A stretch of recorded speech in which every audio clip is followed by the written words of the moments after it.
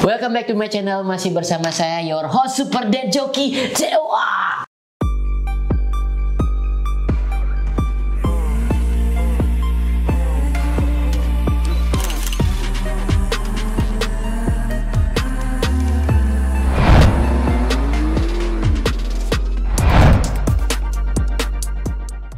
Oke guys, kali ini kita kedatangan langsung, bukan kedatangan, kita mengundang bintang tamu dari internasional.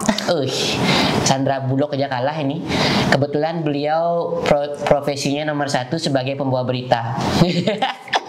Nggak pembawa berita sebenarnya, saya itu mulai dari jualan kue, terus habis itu nyanyi dangdut, semuanya saya lakuin. Tukang aduk lawar juga ya? Iya, semuanya harus bisa hari ini ya. Iya, harus gini semua bisa. Nes, gimana kabar Nes? Baik, apa kabar Boy? Kok kayaknya aku deg-degan ngomongnya kayak gini. Jangan. Kenapa sih kamu deg-degan? Biasa aja, nggak usah tegang gitu loh. Suara kita nggak profesionalnya dia berbeda loh. Kita tuh lagi ngobrol biasa, kita nggak di pengadilan, kita nggak di apa sih namanya, di perceraian, jadinya santai aja ngomongnya. Saya tidak mau cerai dari Anda. Pernah nikah ya? Oke, ini Pak Des sih susah kali lo dihubungin. Sibuk sekali ini. Kita tuh sebenarnya jadwal podcast sih dari berapa bulan lalu. Beberapa bulan lalu ya. Iya. Sebelum aku pulang ke Bali buat nikah sebenarnya ini sebenarnya jadwal podcast. Betul. Sebenarnya. Cuman kan gini, jadinya jadwalnya Boy sama jadwal aku tuh nggak pernah match up gitu ya. Pas aku pulang. Dia pulang, akunya di Sydney, dia pulang. Pokoknya selalu kalaupun aku di sama-sama di Aussie nih, kamunya di Sydney, akunya ke Perth. Kalau nggak kamu ke Melbourne, akunya di Sydney. Selalu nggak pernah ada waktu yang tepat sampai susah hari ini untuk nih. menangkap beliau nih, hari ini kita culik hari. Ya, aku diculik nih hari ini, pemirsa. Gimana dong? Dia baru mau buka kebetulan nih kita merupakan orang yang sangat beruntung bisa masuk ke office-nya langsung priority sebelum dia launching nih. Iya. Ini tuh belum buka, tapi karena saya kedatangan Sultan di sebelah saya, jadinya kita mau nggak mau ya harus bukain pintu. Sultan apa Sulitan? Kamu Sultan. Kalau aku Sulitan, Sulitan keuangan aku sama perjodohan, apa percintaan. Sulitan gigi itu loh. Apa itu namanya? Bahasa Bali itu Sulitan gigi. Sorry ya nak ya. Ini sebenarnya gini Nes. Jadi di antara yang nonton kita itu Nes, yang nge-DM saya tuh banyak banget nanya hal beli. Bisa nggak undang orang yang ngerti langsung tentang visa? Karena kan kebetulan saya ngomongin visa ya.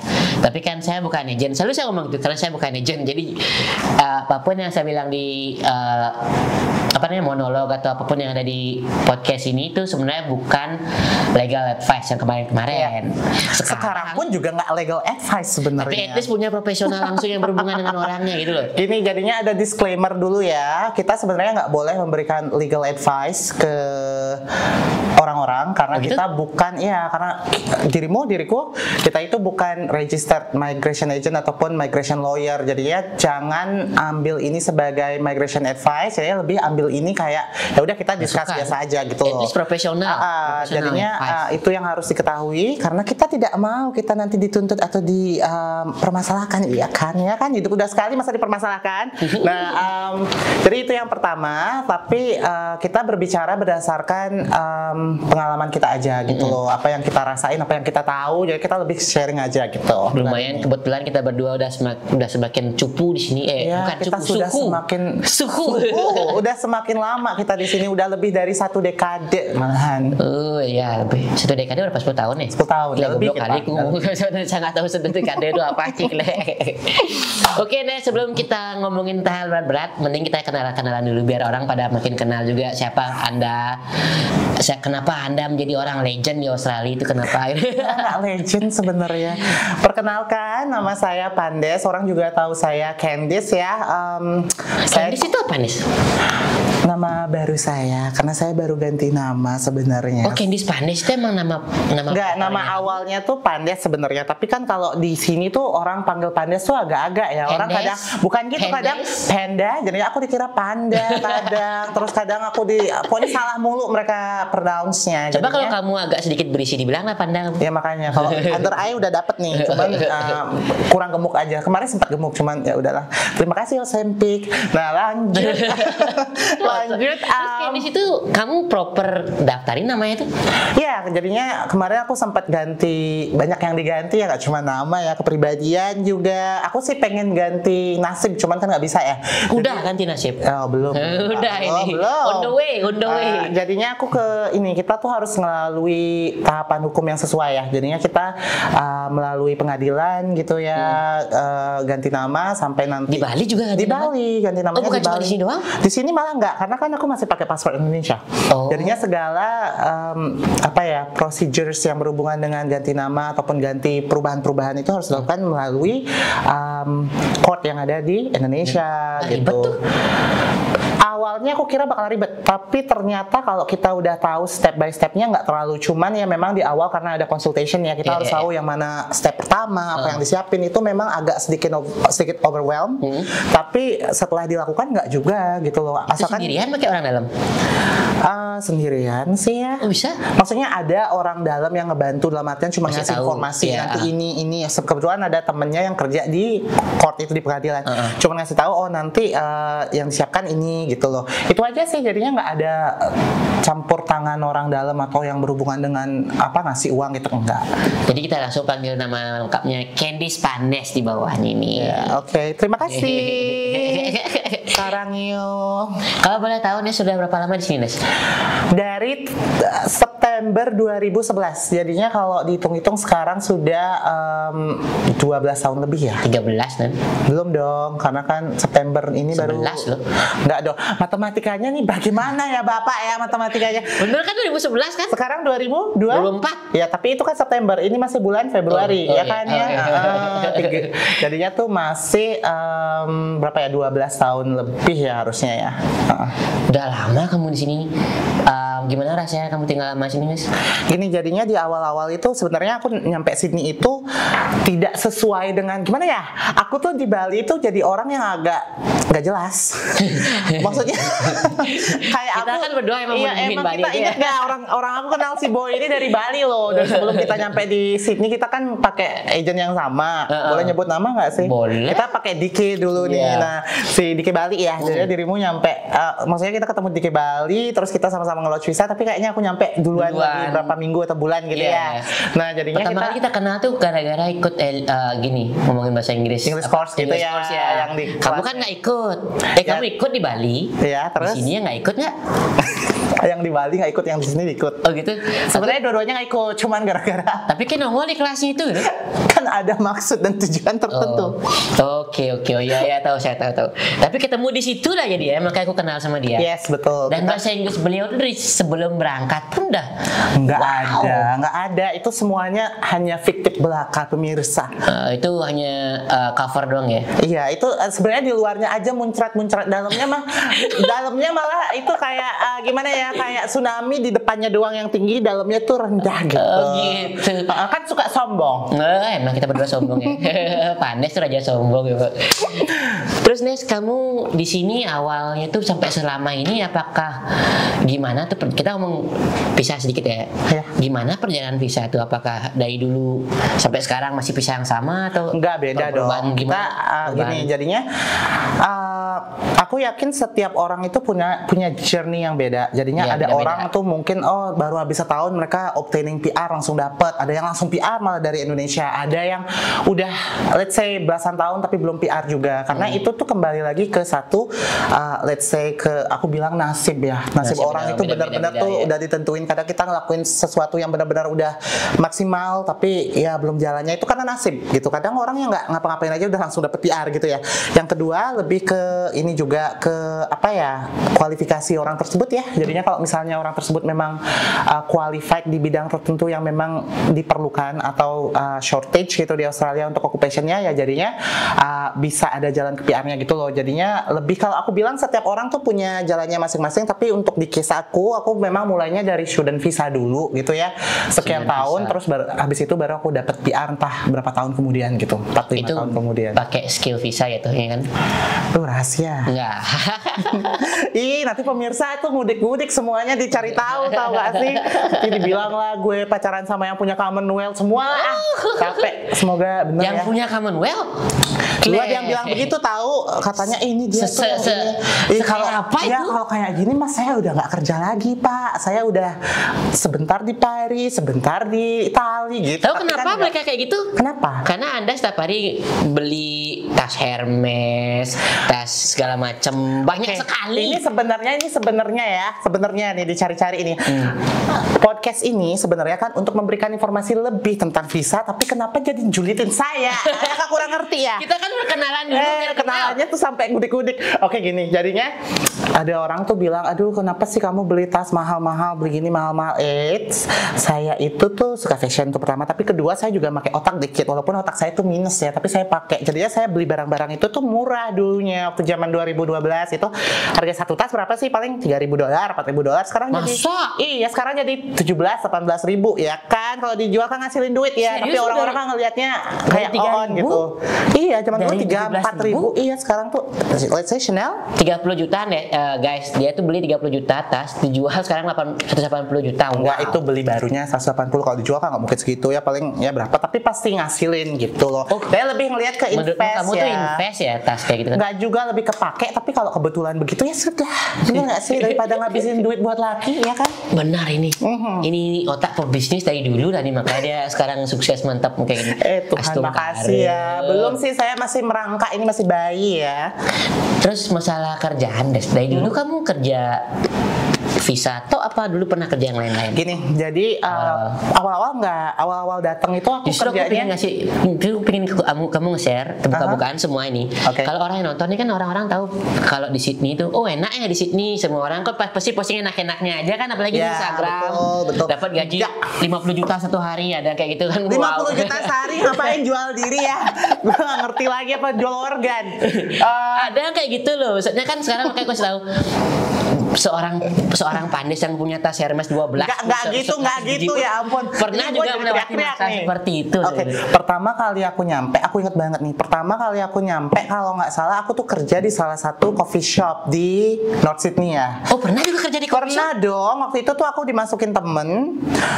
Kerjanya itu tuh all rounder, jadinya tuh dari masak lah, ngepel, cuci-cuci, terus habis itu belanja, beli susu segala macam. Itu beli susunya yang keratannya sampai berapa kerat yang sampai buka nggak kelihatan gitu loh. Terus sampai Ngapain orang gitu? iya, terus setup table, ngambil order, terus habis itu mesti bersihin itu semua. Pokoknya capek banget itu kerjaan, gila. Itu tuh turun berat badan sampai 10 kilo ada Bukannya kali. bagus itu?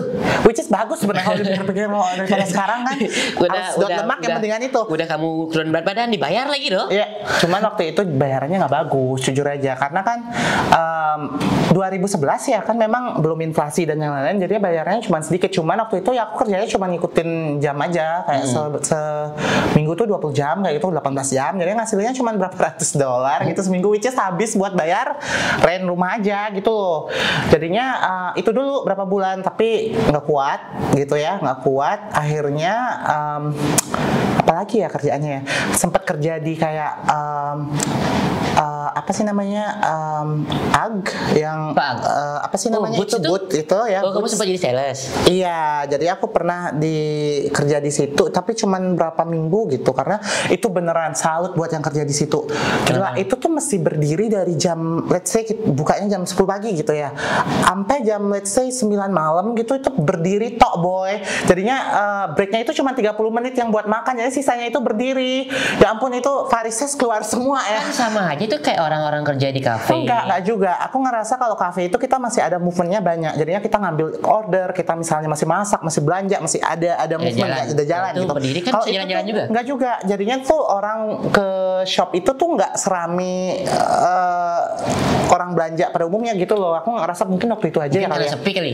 Tapi masa sepi terus? Nah, jadinya trafficnya nggak sebanyak itu. Jadinya kita ngerasa kayak berdiri itu kerasa banget. Sampai aku tuh, aduh maaf ya, dulu itu sampai nggak ada kerjaan. Jadinya display tuh aku jatuhin biar aku naikin lagi gitu, biar ada kerjaan. Sumpah itu tuh Kenapa sampai nggak ada kerjaannya? Sampai tuh aku resign, aku bilang ini tempat nggak ada kerjaan, aku kasihan kamu bayar aku. Walaupun bayarannya sebenarnya minim banget, cuman aku kasihan gitu loh. Kamu bayar aku juga nggak happy karena aku bosen. Terus kamu juga ngerasa stres lah kamu. Ya kamu juga mungkin aku juga nggak ada kontribusi buat company kamu ya buat apa gitu loh. Terus resign, terus aku kerja di salah satu Malaysian restoran yang ada di Sydney. Jadi chef, waitress dong. Depannya, bagian depannya. Itu tuh aku ingat banget sama chef tuh, ingat chef tuh kan. Itu kita malam-malam sampai jam 10-11 malam, supper sir, gitu tiap hari. Would you like to have dinner sir? Gitu. Karena baru. Emang gitu cara ngomongnya emang ngerti. Iya dong, biar mau belanja gitu loh. Gitu. Nah itu waktu itu tuh zamannya yang memang mereka baru buka, jadinya sepi gitu loh. Nah itu aku kerja di situ sampai akhirnya aku dapat panggilan dari boleh nyebut brand boleh ya, dari DK yang di Sydney gitu loh. Itu tuh 2012 kalau nggak salah ya. Berarti setahun awal tuh kamu coba segala macam kerjaan dong? Cuma kayak 6 bulan lah, ini itu gitu. Aku juga sempat kayaknya di Dior apa di mana kayak di makeup bentar gitu. Habis itu kayak terlalu jauh. Itu kan bagus makeup duitnya. Aduh jauh banget itu di Paramata zaman itu ya. Kan? Hobimu iya, juga gitu kan? Gini, kalau di company gede, jujur aja office politiknya lumayan. Nah, yang nonton nih kan banyak yang nggak tahu. Jadinya nggak semua tempat itu bakalan friendly ataupun comfortable. Jadi apa kayak politik? Politik tuh selalu ada. Misal contoh karena kita kerja di sale nih waktu di makeup misalnya. Misalnya kita dapat customer. Nah, kita misalnya dapat customer waktu itu kita yang handle, tapi karena kita baru, kita kan nggak bisa masukin ke sistem gitu. Jadinya tuh atasan kita yang senior kita yang masukin ke sistem. Jadinya sales itu nanti jatuhnya ke dia. Jadinya tuh nanti mereka bisa ngakuin terus kita kayak nggak apa-apain gitu loh. Tahu kalau sales tuh kan aku dulu pernah kerja di sales kan. Kalau misalnya kita misalnya jualan satu produk, itu punyaku. Misalnya gitu kan. Waktu di zamanku dulu nggak gitu di makeup ini gitu. Jadinya not the best experience, terus jaraknya jauh, jadinya aku ngerasa maybe not worth it gitu. Masalah banyak orang-orang apalagi zaman sekarang nih yang biasanya kerja di cafe itu mereka look down, mereka pengen kerja yang gini apalah di Westfield whatever. Ya gini, kalau misalnya kita kita di negara orang, itu yang pertama yang kita benar-benar harus acknowledge bahwa ini bukan negara kita yang di negara kita aja untuk dapat opportunity kerja di mana yang kita mau itu nggak gampang, boy. Dan aja misalnya kita di Indonesia nih, lihatlah requirements di Indonesia, umur maksimum segini, berpenampilan menarik, harus IPK-nya 3,9, bisa membawa motor, mobil, truk segala macam, pesawat terbang. Nah, kayak gitu loh. Nah, apalagi di Australia. Nah, di Australia kendala yang dihadapi kalau kita mau atau pengen kerja di hal yang kita mau adalah yang pertama itu visa sebenarnya yang paling penting. Karena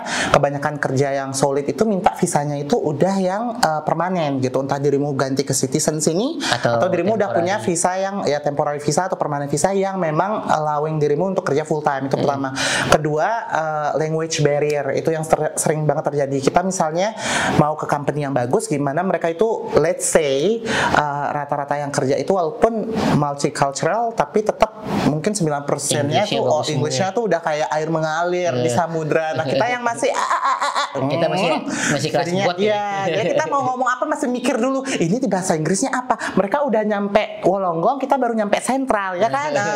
Jadinya itu yang kedua. Terus yang ketiga maybe qualification, karena kita misalnya dapat qualification-nya dari Indo kan kadang nggak diakui atau tidak relevan di sini. Iya loh. Kerja experience di Indo tuh nggak diakuin di sini kebanyakan. Kebanyakan banyak yang begitu karena terutama hal-hal yang menyangkut yang penting gitu, yang menyangkut misalnya health ataupun education ataupun law gitu ya. Kenapa nggak bisa begitu aja disamakan? Karena kan standarnya sini dengan Indonesia maybe completely different gitu loh intinya. Dari situ. Jadinya dari situ mereka tuh harus assess lagi, samakan lagi, ataupun kadang orang tuh harus sekolah lagi misalnya atau professional year di sini dan yang lain-lain gitu loh. Jadinya nggak segampang itu. Parah ya? Nggak parah sih. Australia is not the worst. Kalau aku ngelihat dari orang-orang yang cerita mereka udah pernah di negara lain gitu ya. Australia is not the worst. Cuman gini loh, kembali lagi seperti yang aku bilang, ini bukan negara yang kita lahir. Jadinya kita harus aware akan itu. Jadinya kalau sampai ada yang namanya opportunity datang, ambil gitu. Tapi kembali lagi ya. Soalnya aku ngerasa banyak belakangan ini tuh orang sebelum ini nih sekarang udah kayaknya anak-anak yang datang sekarang ataupun orang-orang yang datang datang dari Indonesia sekarang udah mulai lebih gimana ya, nggak terlalu milih gitu. Nah pas waktu COVID baru-baru buka, orang tuh milih-milih banget kerjaan. Kebalik Nes, Iya. salah Nes, menurutku Kenapa? kebalik Nes. Pada saat COVID baru-baru buka, Iya. kebanyakan bukan milih-milih kerjaan karena mereka kan dapat gaji di pemerintah tuh orang apa nah. Nggak, setelah itu kejadian, setelah Setelah itu itu. berhenti, setelah udah nggak ada job seeker itu loh. Iya. Kan mulai-mulai ini buka border. Nah ingat nggak kamu yang orang dibayar cuman waitressing misalnya gajinya bisa sampai 70, ingat nggak ya 50 yang kayak Oh, gitu. iya. Nah sejak saat itu tuh orang udah mulai picky gitu loh, nggak mau kerja ini, nggak mau kerja ini. Nah tapi semenjak misalnya WHV holders datangnya banyak sekarang, terus belum lagi orang-orang dari negara lain, Iya, iya. kompetisi kerja itu susah sekali sekarang. Aku akuin, aku ngelihatnya gitu ya. Ini menurut my Menurutmu- opinion ya. Jadi menurutmu itu kenapa banyak orang nggak punya kerjaan sekarang di Sydney? Karena terlalu banyak orang, jujur aja. Kalau in my opinion ngelawan dari tahun-tahun kemarin dengan tahun sekarang, jumlah orang yang datang ke Australia itu jauh lebih banyak daripada tahun-tahun kemarin, sehingga menciptakan gap gitu antara job yang available dengan orang yang apply gitu loh. Thanks to WHV lah kayak itu. Nggak mesti WHV, tapi banyak juga yang misalnya visitor ke student juga ada kan. WHV dari negara-negara yang belum sebelumnya dibuka juga dibuka sekarang. Indonesia juga di-increase kapasitinya, jadinya Masih di Inggris? kayaknya kalau nggak salah setahun 5.000 ya kalau nggak salah ya. Jadinya dulunya kan cuma 1.000 gitu. Jadinya dirimu bisa bayangkan sebanyak itu tuh Dan semua dengan kan kerjaan satu yang misalnya sendiri. nambah cuma berapa persen. Nah, dirimu bisa bayangkan gimana kompetisi yang Nggak ada. nambah banyak Nes kerjaan, cuma banyakan orang tuh either nggak qualified for it atau mereka suka milih-milih kerjaan yang Ya, aku ngerasa banyak orang mungkin mentalnya juga beda karena kan kita nyampe pertama kali di antah berantah. Kita bukan yang pertama, masih banyak banget ada orang-orang yang nyampe tahun 70, 60. Tapi di zaman kita kalau untuk orang Bali 2011 itu jarang loh, masih jarang orang yang datang kan ya. kita bisa hitung jari. Iya. Nah, di mana Dan saling mengenal semua iya, rata-rata. akses untuk kerjaan tuh nggak se easily available kayak sekarang, bener nggak? Dulu kalau nggak ada orang dalam nggak dapat Nggak bisa, maksudnya kita nggak tahu informasinya, tahu dari mana. Grup The Rock waktu itu belum Nggak ada, belum ada. Baru-baru Kita apa-apa tuh nyarinya Sik.com, Gumtree yang kayak gitu. Terus kita baru nyampe, boy, kita nggak punya experience at all gitu loh. Terus bahasa kita amburadul lah apa. Jadinya itu yang membuat Bahasaku sih bahasamu. bahasaku juga. Mana bahasamu Nah, gagah itu kali. yang membuat kita mengalami kesusahan gitu. Des, kamu kan udah sering kemana-mana nih, sering keluar negeri, udah banyak banget kamu jalan-jalan. Apa perbedaan Indonesia, Australia, dan beberapa tempat-tempat yang lain? Sayangnya aku ke negara lain itu cuma untuk holiday, jadi aku nggak bisa observe 100% karena kan timing yang aku spend di situ cuma let's say hitungan minggu ataupun bulan gitu ya. Tapi Like ada let's beberapa hal yang bisa dilihat atau Yeah. yang bisa disimpulkan gitu ya. Dari segi apa ya? Banyak hal, dari cuaca, dari keadaan ekonomi negaranya, dari hal-hal misalnya kayak tourist attractions dan yang lain-lain, visa mungkin salah satunya. Nah, Indonesia kan kita sama-sama dari lahir di Indonesia, gede di Indonesia, kan kita tahu Indonesia makin lama makin pesat ya pertumbuhannya. Jadinya karena kita dari Bali ada plus minusnya. Plusnya which is mungkin ekonomi di Indonesia itu membaik karena makin banyak ada orang yang datang gitu. Tapi minusnya karena makin banyak orang yang datang, Persaingan. agak ngerasa kayak tereksploit gitu Bali itu. Jadinya banyak orang wisatawan nih yang udah mulai ngerasa kayak Bali lost its magic gitu loh. Kayak Oh, culture-nya iya, udah lagi rame mulai loh. iya, terus traffic, terus habis itu ini itu jadi mulai mahal sekarang. Ketika dirimu pulang ke Bali nggak semurah kemarin dulu saya kan. Iya, Nah, enggak. itu yang membuat. Nah, kalau untuk Australia sendiri, aku ngerasa gini, Australia itu sayangnya centralized di kota-kota gede aja. Misalnya Sydney, Melbourne, Brisbane, Perth. sisanya itu masih sangat banyak ada lahan, opportunity sebenarnya kalau mau digali. Cuman orang tuh fokusnya ke 3 tempat ini aja gitu loh. Dimana udah terlalu banyak orang sih, ya. karena- Sebenarnya karena kerjaan gampang ini Iya. gampang, tapi kalau misalnya berkeinginan untuk let's say mau PR atau misalnya mau buka usaha or something, you can try Go the other outside, options gitu loh. Australia banyak gini, kalau aku lihat Australia itu cuacanya mirip sama Indonesia, which is nggak terlalu jauh-jauh amat. Gua jauh Nes, Dikit jauh, juga, Nes. nggak juga. Coba kamu ngelihat kalau kecuali winter ya, maksudnya nggak se ekstrim kalau kamu misalnya pergi ke Boston yang minusnya sampai 30 derajat gitu. Nah, kita nggak ngalamin itu. Aku belum pernah, soalnya aku nggak tahu Nah, gitu. kayak gitulah kurang lebihnya. Jadinya iklimnya nggak terlalu yang buat kita sampai deg-degan gitu. Cuman dekat juga dari Indonesia kan. Nah, peluang visa di sini kalau aku bilang kalau untuk visa ya, Australia itu menawarkan beberapa jenis visa yang bisa di-apply untuk orang Indonesia. Salah satunya mulai dari student visa, WHV, terus ada lagi kemarin masih ada COVID visa, company sponsor, skill visa, mulai dari skill independent, state nomination, regional nomination, terus ada banyak lah yang kayak gitu. Kita fokus ke Jadinya ada banyak gitu loh di visa di Australia. Ketimbang misalnya ke US nih. Kalau US yang aku tahu ya, visa memang ada options, cuman limited gitu. Karena kalau misalnya kamu mau, let's say, aku mau ngubah visa nih dari ini ke student, itu kebanyakan kalau nggak salah nggak bisa di-apply di onshore, malahan harus nge-apply dari offshore. Belum lagi, let's say, nggak ada working permit kadangnya gitu loh. Jadinya it's kind of different. Beda-beda gitu. ya? Beda-beda. Kirain semua. Kanada juga udah mulai susah sekarang. Jadinya setiap negara itu punya kebijakan mereka masing-masing dan kita cuma bisa jadi kayak, karena kita kan yang perlu ya. Jadi kita kayak oke, Doro, saya ikutin gitu. Ini Des, kita langsung ke pertanyaan yang lebih berat. Udah dong buka bisa tadi. Apa sih berat? Jadi gini nih. Berat badan saya berat. Berat badannya mungkin lebih berat dari saya pasti. Jelas ya, jelas. Gak usah dikencengin, itu udah jelas. Ini mau nanya, mumpung Pak Anies kan sekarang udah buka agent nih. Kebetulan nih, buat yang nggak tahu ini nama agentnya beliau. Priority namanya, karena aku nggak mau kalian itu jadi options gitu loh. Karena kan aku tuh di relationship selalu dijadikan options oleh laki-laki. Bisa diprioritikan ya? Nggak pernah diprioritikan, jadinya aku memutuskan namanya priority aja. Kalau dari sudut mata agent, kan di Bali banyak lagi fenomenal dari bukan sekarang, dari zaman dulu dan ini banyak fenomenal, tapi sekarang lagi bagawati mungkin karena sosial media lebih terbuka, semua orang lebih posting tentang penipuan agent, orang-orang berangkat terlalu banyak orang yang, apalagi mungkin ada beberapa yang nonton video podcast kita yang terlalu pingin ke Australia sampai nggak ngeliat apa-apa jadi calon korban penipuan bahkan sampai ratusan juta tuh. Bagaimana menurut Anda itu? Maksudnya kenapa orang gampang kali kena kayak gitu? Sebenarnya kalau dari mata agent ya atau dari akunya gitu ya, ini opinion ya, jadi mungkin salah. Tapi kalau dari sudut pandang aku, yang ada beberapa hal yang memungkinkan gitu. Kenapa orang bisa dengan mudahnya tertipu ataupun kena tipu sampai ratusan juta alih-alih untuk apply visa di Australia gitu kan ya. Nah, yang pertama karena minimnya informasi ataupun minimnya awareness tentang visa Australia itu sendiri gitu loh.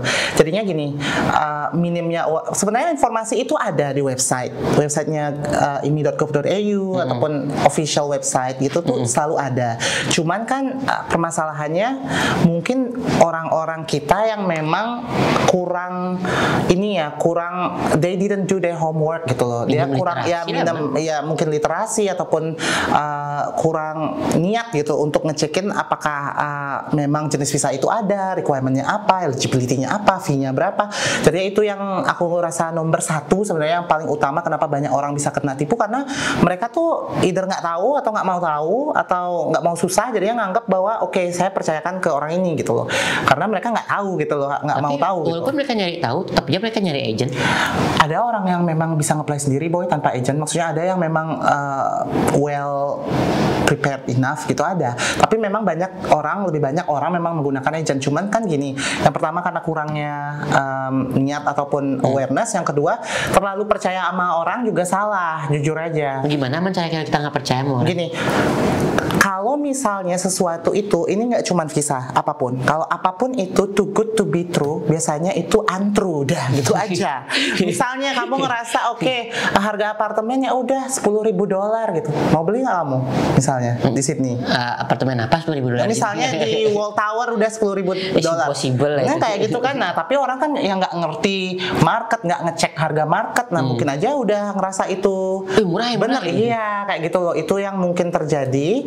Dan juga gini, banyak oknum nih di luaran sana, memang kadang itu bisa mengaku menjanjikan, oh gampang pasti dapat visanya, oh kadang visa yang nggak ada aja dibikin ada sama mereka gitu loh. Misalnya nih visa apa dibikin ada, bisa kerja di farm, terus habis itu oh dari visa ini nanti diloncatin ke sini dari ini. Dan itu tuh sedih banget sebenarnya, karena kasihan orang-orang yang nggak tahu. Kedua itu tuh kebanyakan kebanyakan orang-orang yang nggak tahu dan yang nge-apply yang kena tipu ini adalah orang-orang yang bukan dari latar pendidikan ataupun ekonomi yang mapan. Jadinya uang yang mereka pakai untuk bayar yang kena tipu itu tuh kadang minjem, banyak kan minjem.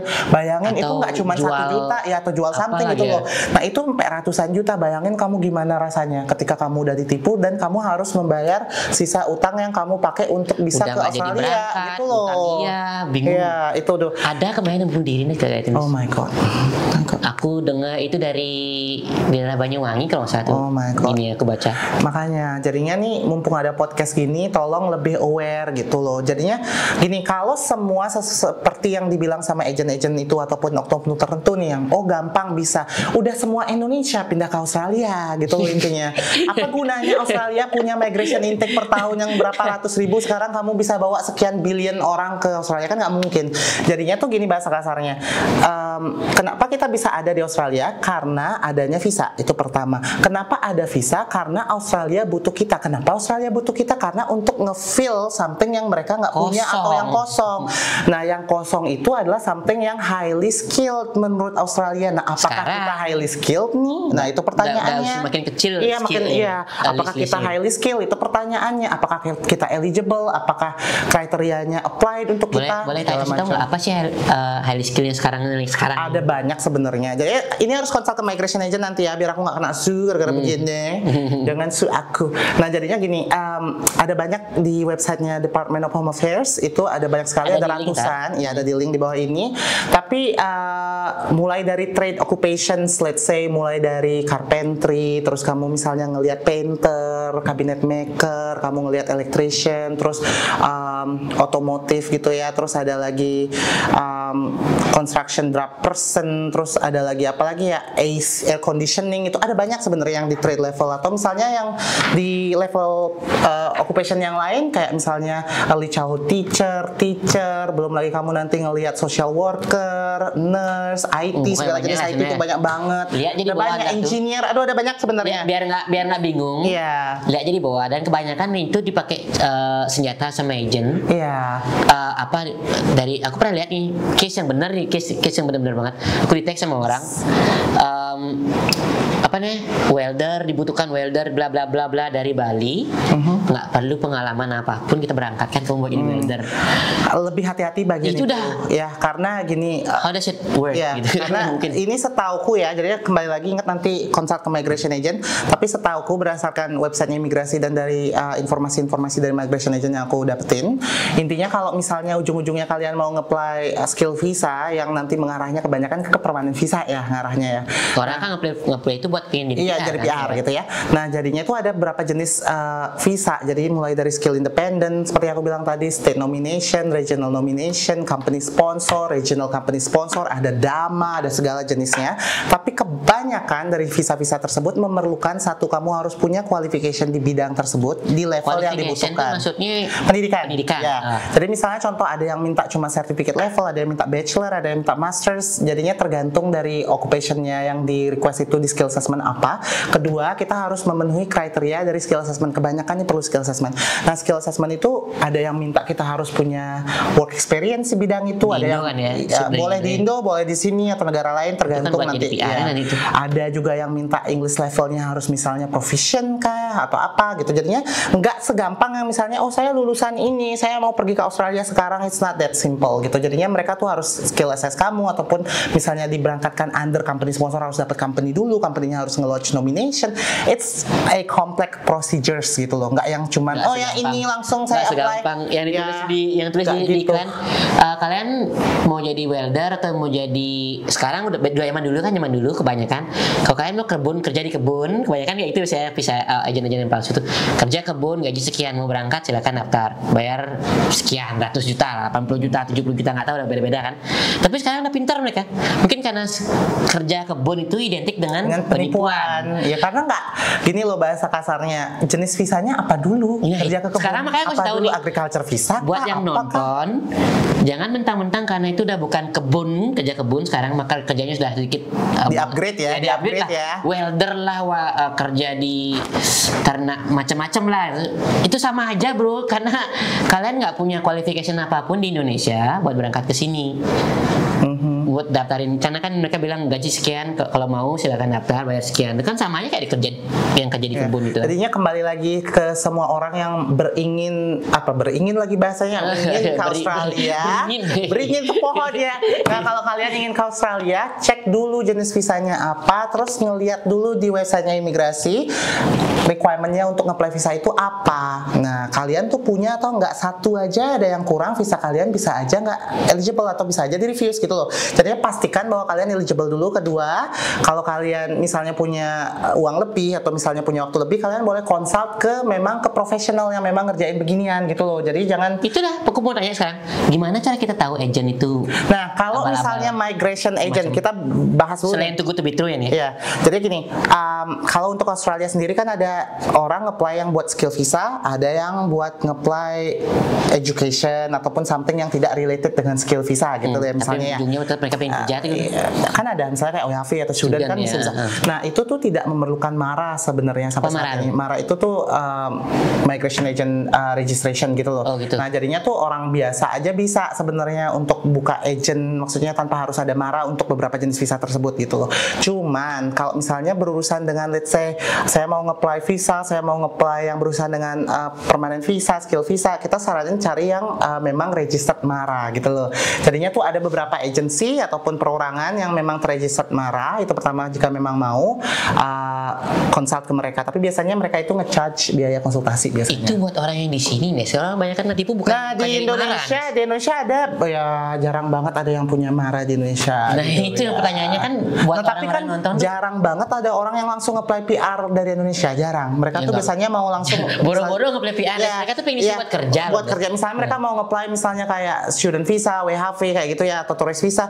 Carilah satu nih kunci untuk memilih agent nih ataupun ini. Yang pertama, biasanya carilah agent yang udah punya reputasi yang lumayan bagus. Dalam artian mungkin mereka sudah berada di dia track recordnya bagus, udah berada di bidang ini lama, berdirinya lama, terus habis itu gimana ya, pokoknya ininya mereka bagus gitu ya, apa sih track recordnya itu yang pertama. Kedua, lihat dari review orang gitu loh. Review orang atau temen itu penting. Jadinya gimana experience temen kamu pakai mereka, apakah ada penipuan, apakah ada, kadang kan review bisa dibeli ya. Iya, tapi kan nggak yang misalnya reviewnya cuma 12 gitu, nah reviewnya banyak gitu. Atau ketiga, misalnya kita tuh bisa tahu atau enggak misalnya setelah kita ketemu orangnya loh boy.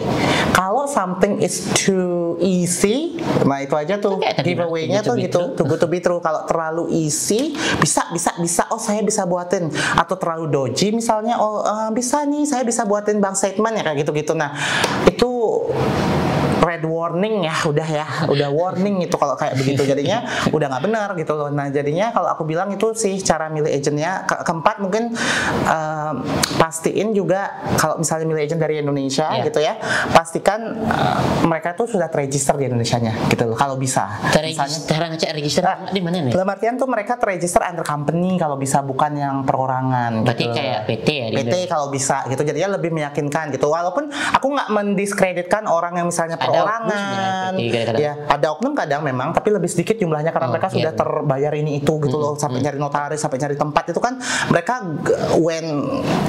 lengthy proses gitu untuk itu, jadinya agak kecil gitu kemungkinan untuk ditipu gitu ya.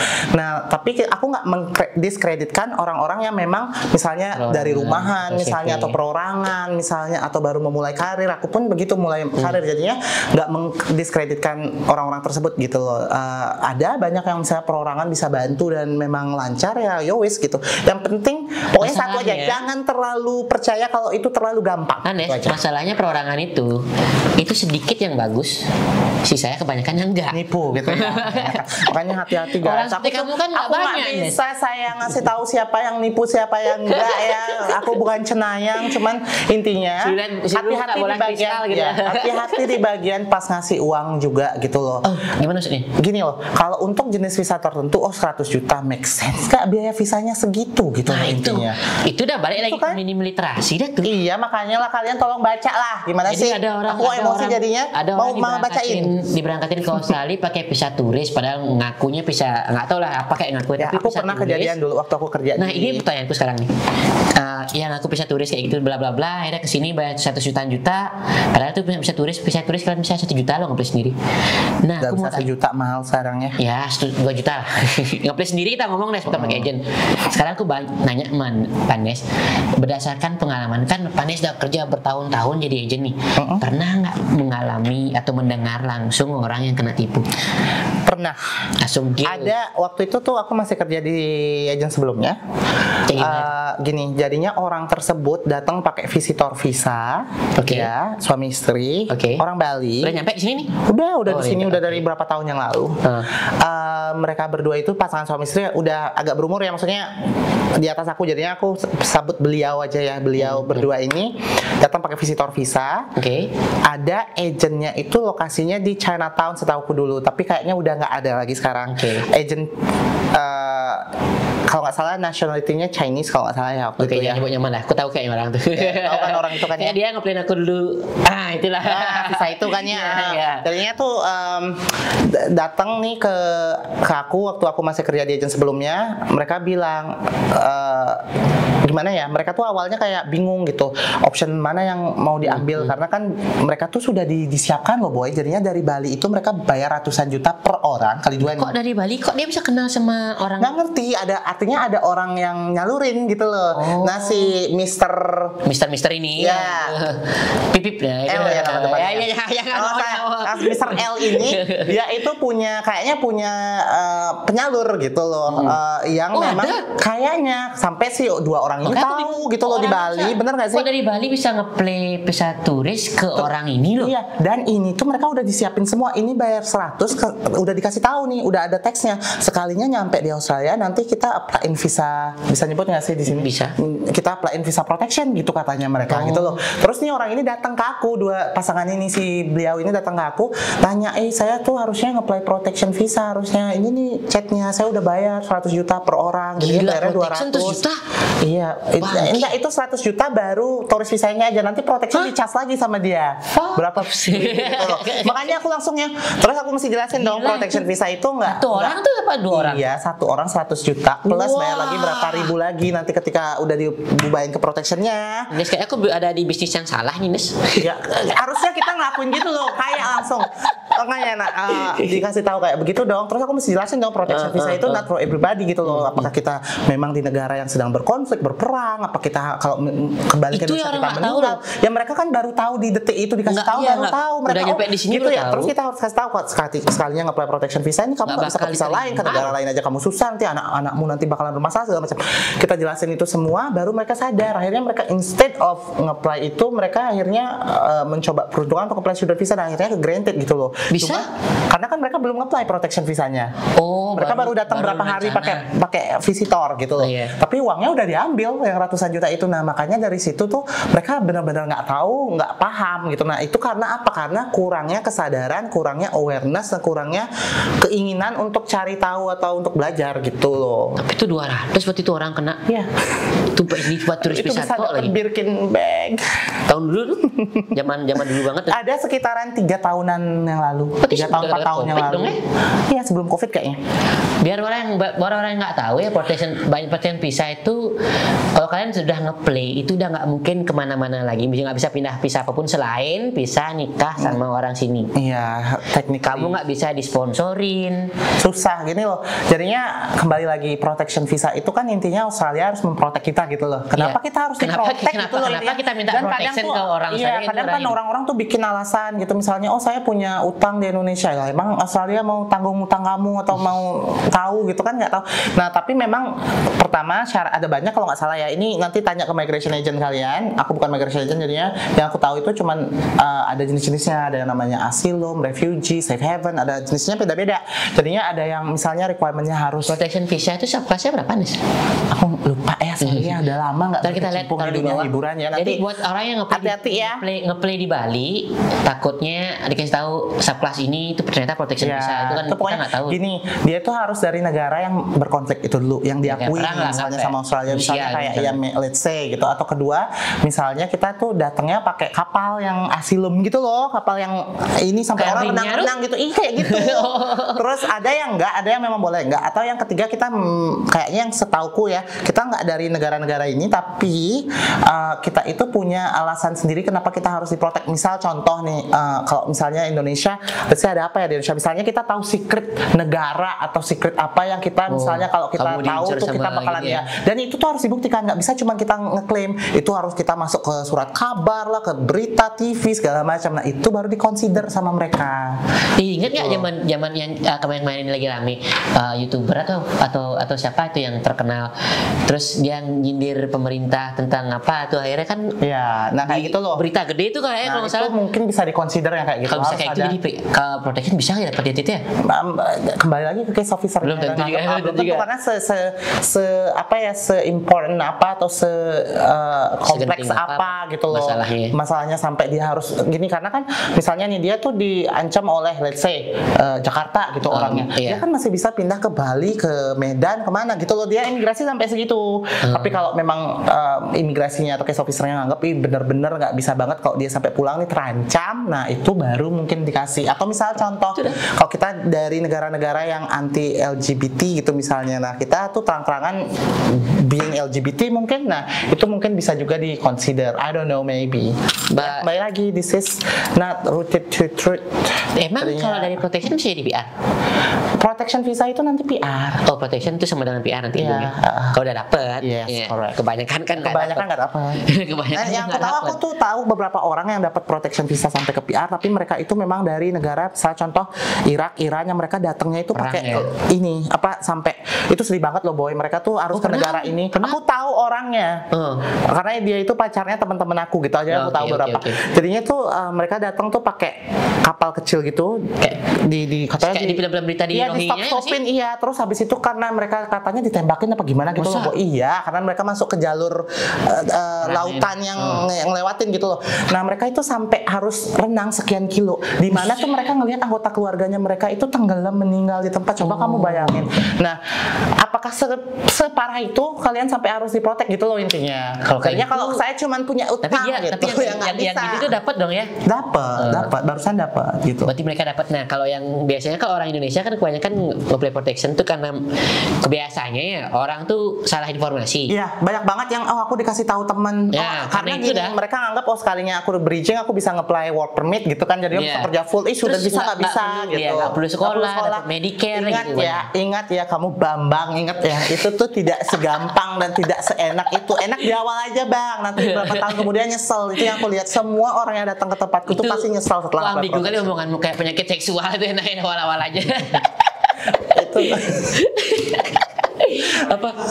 Mau nanya dong. Kalau misalnya kita ada orang nih apply protection visa, granted jadi PR, itu bisa balik ke negara. Technically gini, kalau setauku ya, ingat ya, aku bukan migration, aku takut kena sue di sini. Pokoknya gini, setauku dari informasi yang aku dapat di website yang lain-lain dari berita, kalau kita nih dapat PR dari protection visa, nah kita kan ngeklaim bahwa kita kalau balik ke negara kita bakalan terancam gitu ya nyawanya. Nah kalau kita balik dan ketahuan oleh imigrasi kita balik ke negara kita, klaim kita jadi nggak valid dong waktu dulu. Nah itu visanya, PR-nya bisa di cancel, PR bisa di cancel boy. PR bisa di cancel? Bisa dong kalau misalnya kamu menyalahi aturannya aja. Berarti kalau itu PR-nya di revoke lagi ulang nanti. Iya kalau misalnya. Tapi kalau udah pindah citizen dia gimana? Nggak mungkin bisa dicabut. Aku kurang tahu kalau misalnya dia pindah citizen, tapi kalau misalnya dia pindah citizen kan dia udah jadi Australian citizen ya. I don't know whether they will cancel it or not, but maybe not karena dia bukan under visa holders lagi. Tapi ya itu mesti dicari tahu ya. Anyway, ini bukan legal advice. Ya nanti kalian tuh harus cari tahu ya. Masalahnya itu udah kebanyakan orang Indo tuh karena dengar ini enak-enaknya jadi mereka pindah. Padahal guys, itu tuh jalannya salah. Itu udah jalan terakhir, nggak bisa ngapa-ngapain. Banyak sekali yang sudah terperangkap dan menyesal. Kecuali Anda menikah sama orang Australia atau orang yang PR baru bisa pindah. Itu pun nggak segampang orang apply partner visa biasanya kan. Karena dia tuh nggak boleh. Jadinya bridgingnya nanti dapat C apa segala macam gitu loh. Jadinya, dan uang yang dikeluarkan juga nggak jauh lebih banyak daripada yang biasa. Kalau orang nikah sama PR biasa mungkin habis sekitar 15.000 kali mentok deh. Kalau kayak gitu mungkin bisa 2 kali lipat kalian terjadi. Jadi mendingan kalian sebelum udah buntu kali hidup kalian mending nggak usah ngeplay kayak gituan deh. Iya. Mending Kita cari yang tidak lain. sarankan, carilah something yang memang masih pada jalurnya. Nah itu penipuan ya yang kemarin kamu lewatin di sini dong ya. Iya, di sini. Kalau di Indo ada nggak orang sebelum berangkat? Banyak juga. Jadinya aku tuh di Bali kan sempet nih beberapa bulan. Sebenarnya aku di Bali tuh hampir 1,5 tahunan di Bali kemarin. Aku took break ya sekitaran hampir 2 tahun, 1,5 tahunan. Diam aku nggak apa-apain selama setahunan. Terus habis itu baru aku buka agent yang di Bali toh. Nah di situ kan kita nerima klien dong harian datang. Nah Buat yang jadinya pengen tahu agent di Bali di mana, ntar di bawah ada nih. iya, ini alamatnya ya. Kalau kalian pengen tanya-tanya atau mau ngeplay visa, nah jadinya tuh kita ada nerima banyak orang yang datang untuk konsult tiap harinya, banyak yang kena tipu. Nah tipunya yang paling Paling banyak ya? bukan paling miris. Yang paling miris yang aku lihat gini loh. Ini bukan, ini mungkin part of penipuan tapi not really. Jadi gini, mereka ini tuh nge-apply visa bareng, rame ini kalau nggak salah 20 orang gitu ya, 20 orangan nge-apply visitor di visa, satu tempat, visitor di satu nih. tempat Ah, nih. oke. Terus habis Itu itu agent perorangan atau agent sudah terdaftar? perorangan kayaknya. Oke. Terus habis itu gini, mereka ini tuh beneran boy kerja di mana sih namanya, kerja di tempat-tempat ini tuh bener mereka rata-rata. Tapi Maksudnya- ternyata misalnya nih satunya apa? kerja di pemerintahan, satunya kerja di jadi guru, satunya oke. jadi apa bener working reference, payslip, Berarti semuanya mereka tuh bisa bukan dibuktikan. orang-orang Yang awak pada umumnya lah yang Enggak. Sebenarnya makanya aku agak miris sebenarnya karena ini tuh tujuannya tuh memang bener mau liburan gitu loh, bukan Nah. yang ngadi-ngadi. Oh mereka tuh kesini mau Mau liburan doang ya, karena udah berumur ya. Ah, oke. Nah terus salah satunya itu karena mereka tuh di-applyin bareng. Nah salah satu atau 2 orang itu tuh dokumennya nggak benar gitu loh, palsu. Dipalsuin itu? Nah karena mungkin nggak punya kerjaan nih misalnya. Nah agentnya ini bilang nggak usah, nggak apa-apa gitu. Nah dibuatin lah surat buat kerjaan. palsu boy. Yang ada tahu apa, semuanya ditolak sama imigrasi dan itu kena ban PIC 4020 kalau nggak salah. Jadinya itu semuanya satu grup itu karena dianggap satu udah nipu, ya udah lu 20-nya satu grup ya semuanya nipu. Tapi mereka nggak ngecas terlalu tinggi kan? Maksudnya standar kan bayarannya orang itu? Nggak terlalu tinggi. Kerugian materialnya Mungkin nggak banyak. sekitar nggak banyak, cuman kan mereka 3 tahun terban gitu loh boy. Oh berarti kalau udah Which is- ditolak kayak gitu sekali tuh Tergantung ada Ben? PIC-nya nggak, public PIC interest itu? criterion namanya. Oke. Nah kalau misalnya ada di dalam visa refusalnya PIC, jadinya tuh kita nggak bisa nge-apply Australian visa another 3 tahun kecuali kita di approve waiver gitu masalahnya. Nah ini itu diisi, jadinya bayangin kalau kamu beneran pengen ke Australia atau ada something urgent mau ke Australia kan nggak bisa jadinya. Oh berarti kalau orang ngeplay karena agen palsu sebenarnya ada loh, bahkan keluarga aku sendiri kemarin ada saudaraku sendiri Nes ngeplay visa jauh-jauh ke Jakarta. Niatnya sama sih deh, semua orang pasti ngeplay, kebanyakan, bukan semua orang ya, kebanyakan orang Bali atau orang Indonesia apalagi umur-umuran seperti kerjaan tuh kayak kita ini Nes, kesini pasti pengen kerja dong ya Nes ya, di applyin visa turis kesini. The problem is kemarin satu agentnya itu nggak tahu kalau visa-nya sudah di cancel, aja nggak tahu atau nggak ngasih tahu, nggak tahu. Ditolak maksudnya? Dia kan kita nggak tahu nih.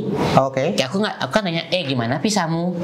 Dia nggak tahu nih perkembangan visa seperti apa. Kebetulan kan aku nanya sama kamu Nes, bisa cek sendiri, bisa kamu pakai ya apa itu namanya Vivo ya? Vivo ya. Vivo buka. Kebetulan aku punya Vivo sempat ngedaftar kan. Aku buka agent dari jadi aplikasi numbernya segala macam. Sudah ditolak dong visanya Des. Dari 2 minggu yang lalu. Orang ini nggak tahu. Pertama, yang kedua, aku mau lihat surat refusalnya seperti apa. Dikirimlah ke agent itu. Minggu depannya ditelepon aku sama saudaraku. Ini surat refusalnya, aku baca dong. Ternyata refusal itu gara-gara apa? Yang kamu bilang lah. Jadi dia agentnya nih memalsukan kalau si A ini kerja di tempat. Makanya aku pada saat baca surat refusal tuh aku mencoba ngubungin company A gitu kan. Aku nanya, emang ini PT apa? Emang setauku saudaraku nggak punya PT kan gitu. Ya. Kamu ngaku kerja di mana? Kok ada tulisan PT apa? Nggak ada, orang agentnya katanya bikinin. Nah itu ketahuan dong berarti ya. Ketolak. Sebenarnya, jadi gini, ketika itu sering banget menjadi jadi alasan orang untuk ditolak dari visitor visa itu satu biasanya gara-gara tidak adanya atau kurangnya ties dengan Indonesia. Jadi imigrasi nganggap orang ini tuh nggak ada ikatan dengan Indonesia. Maksudnya kurang kuat lah untuk balik ya, lagi. untuk balik gitu. Kedua dari economic circumstances, misalnya dari income-nya sama dari financial di tabungannya. Ketiga dari travel history-nya. Nah keempat dari authenticity dari documents dan information yang di-provided waktu nge-load visa. Nah sekarang gini, dia kan di-refuse gara-gara misalnya dia kerja di klaimnya kerja gitu. di BCA gitu atau BNI gitu. Pas telepon BNI-nya, dia either bilang, tergantung nih sekarang, BNI-nya itu tuh either jawab bilang nggak ada atau misalnya nggak angkat gitu misalnya. Kalau misalnya nggak angkat gitu bahasa kasarnya, itu imigrasi mungkin kalau mau nolak, mungkin nolaknya nggak separah sampai ngasih ban gitu, karena dia itu nggak yang sampai nyata-nyata bilang dia nggak kerja di sini gitu loh. Tapi kalau sampai ada yang bilang dari situ nggak ada, orang ini nggak kerja di sini, nah imigrasi sudah bisa menyimpulkan bahwa data yang dikasih itu palsu. Itu ada bogus dokumen, misleading information, itu bisa kena PIC. Itu yang di blacklist nanti itu? Iya, 3 tahun. Nah pokoknya intinya gini, jangan pernah memalsukan dokumen. Nah itu tuh semuanya itu kalau nggak kena sekarang mungkin 3 tahun lagi kalian kena gitu loh.